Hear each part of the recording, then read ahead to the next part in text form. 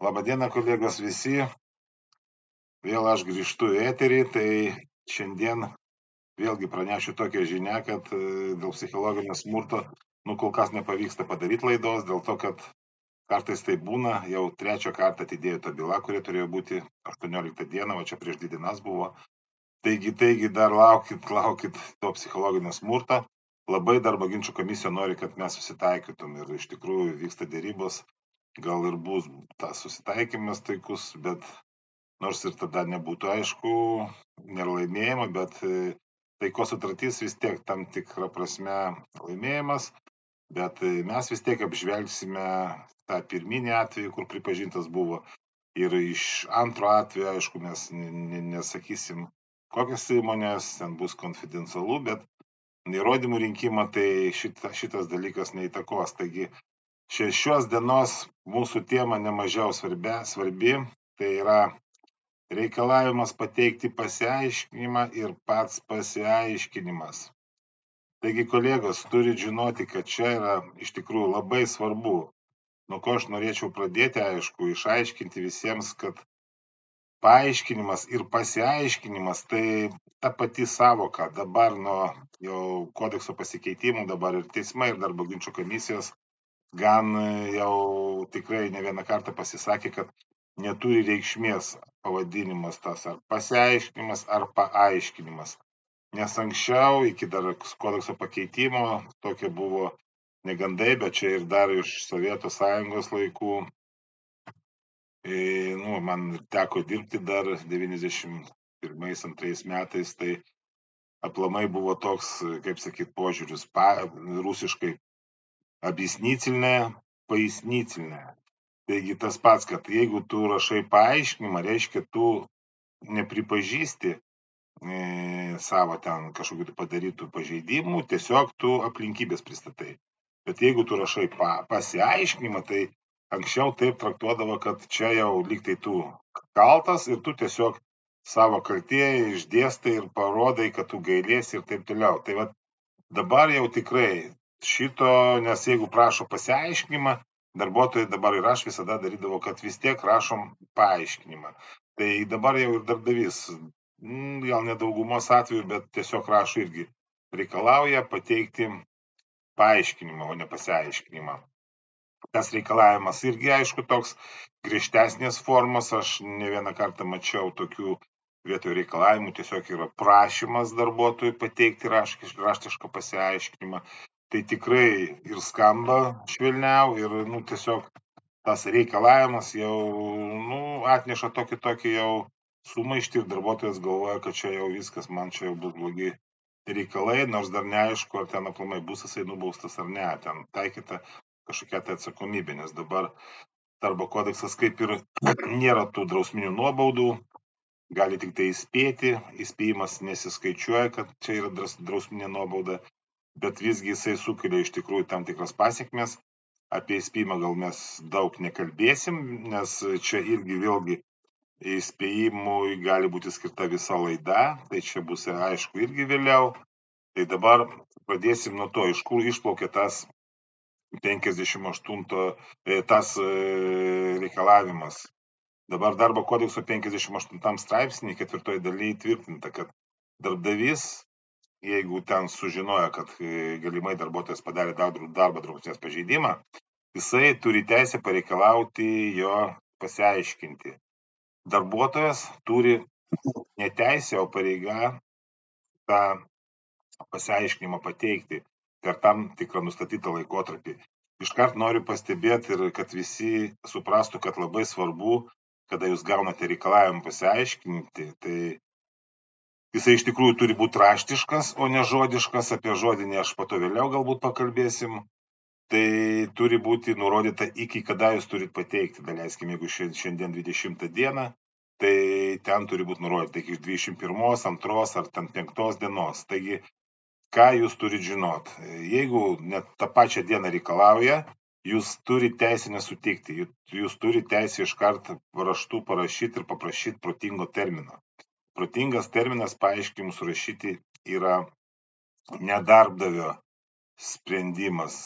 Čia jūsų, kiek jums to laiko reikia, nes galbūt užsiėmęs jūs žmogus, galbūt namuose ten ar po darbo turit kitų reikalų, o jums reikia pasitarti galbūt su teisininku. Tai šiaip visumoje 5 darbo dienų terminas yra pakankamai protingas. Tai galima prašyti 3, galbūt 4, kad jums tikrai būtų laikas jį parašyti tinkamai, pagalvoti, apgalvoti ir taip toliau.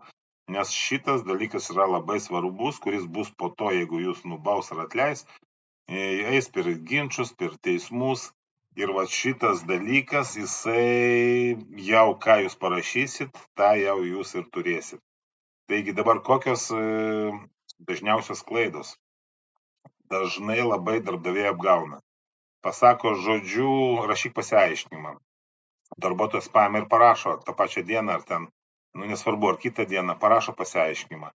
Ir darbdavys mato, kad čia yra, galima jau bausti ten ir taip toliau, galima įspėti.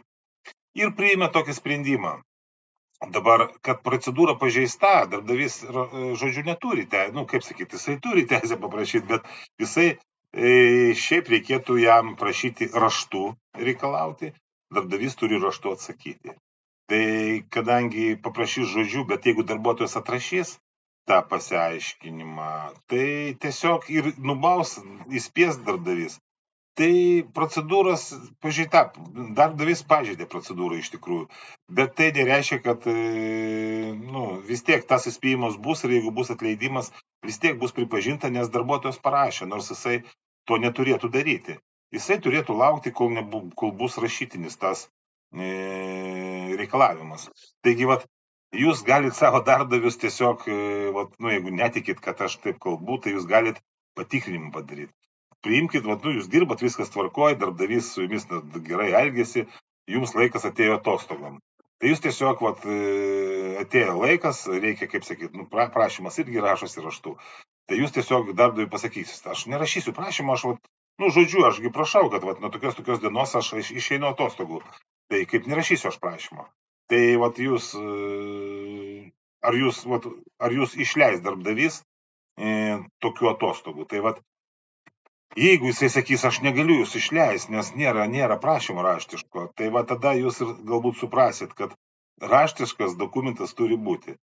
Nes negalima žodžiu paprašyti atostogų, jūs taip ir iki pensijos atostogų neturėsit, jeigu jūs nerašysit prašymo raštiško, nes nebus pagrinda jums suteikti tos atostogos. Tai jau dabar, kai 3 metais praėjo, darbuotojas nepasinaudoja, tai jūs galite visą gyvenimą likti be atostogų. Taigi šitą turit žinoti ir galit patikrinti. Visada reikia, kaip sakyti, nelaukti. Paprašė žodžiu, jūs galite taip pasakyti.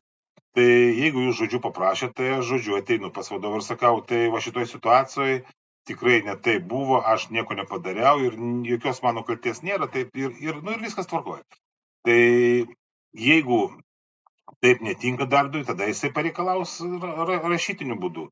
Tai jūs raštu ir atsakysit. Taigi šitie dalykai tikrai yra svarbus.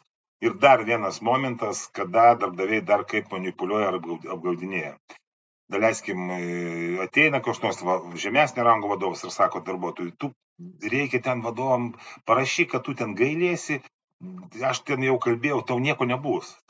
Mes tiesiog žodžiu, ten jokio įspėjimo nebus žodžiu ir viskas tvarkoja. Tai žmogus pasitikė, padaro taip, o po to ateina rašytinis įspėjimas ir jau pakeisti nieko negalima. Ir aš praktiką tokia turėjau ir jau teismuose net nėra pažeidimo, tiesiog dėl smulkmenos kažkokios, tai įrodyta, kad to pažeidimo nebuvo. Bet kadangi parašyta pasiaiškinime, kad gailiuosi ir tai reiškia ir teismai pripažįsta, kad reiškia kažkas tai buvo ir darbuotojas gailėjosi, reiškia jisai buvo kaltas. Tai šitos klaidos tikrai jūs nedarykit.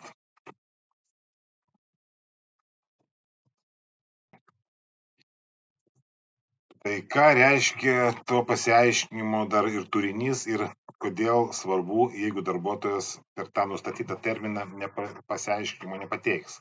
Tai tiesiog pasakysiu tai, kad jeigu, daleiskim, buvo duotas protingas terminas ir darbuotojas paaiškinimo neparašė, tai darbdavys turi teisę be darbuotojo pasiaiškinimo tiesiog priimti sprendimą. Jeigu bus įspėjimas, tai tikrai darbuotojas turėjo galimybę paaiškinti, galbūt ir nebūtų įspėtas dėl to, kad jeigu ten nieko nebuvo. Bet jeigu paaiškinimo nėra, reiškia jau šitas pirminis dalykas, jisai tiesiog jau bus toks, kad darbuotojas net neturėjo ką pasakyti, tai čia yra labai blogai.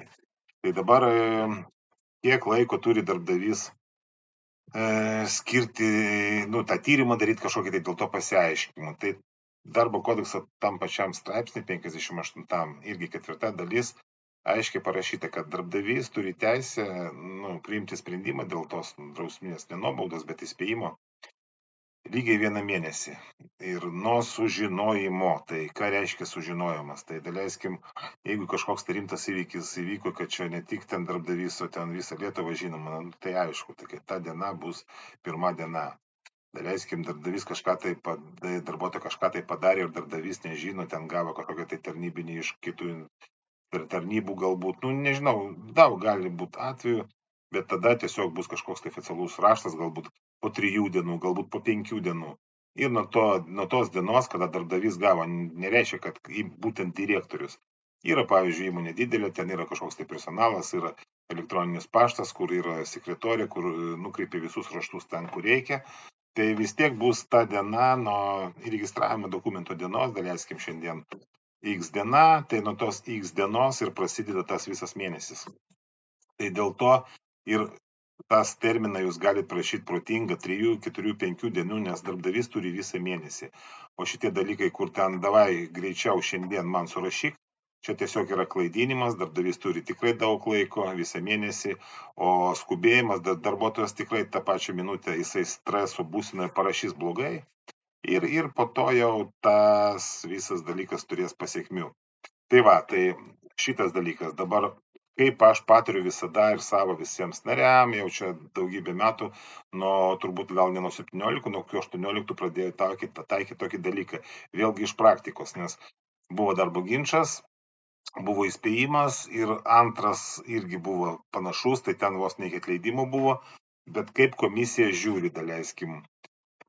Jeigu atleidimo metu jau komisija tikrins ir 1 ir 2 atvejį, tai jeigu, daleiskim, gavo žmogus įspėjimą raštu, ten jisai susipažino, pasirašė, ten tokią dieną, kad jisai susipažino ir mes traktavom, kad pažeidimo nebuvo. Bet komisija iš karto uždavė klausimą, o kodėl parašėt, kad, susipažinot, ten parašyta sutinku, kodėl negalėjai rašyti ten NJ, kad būtų nesutinku.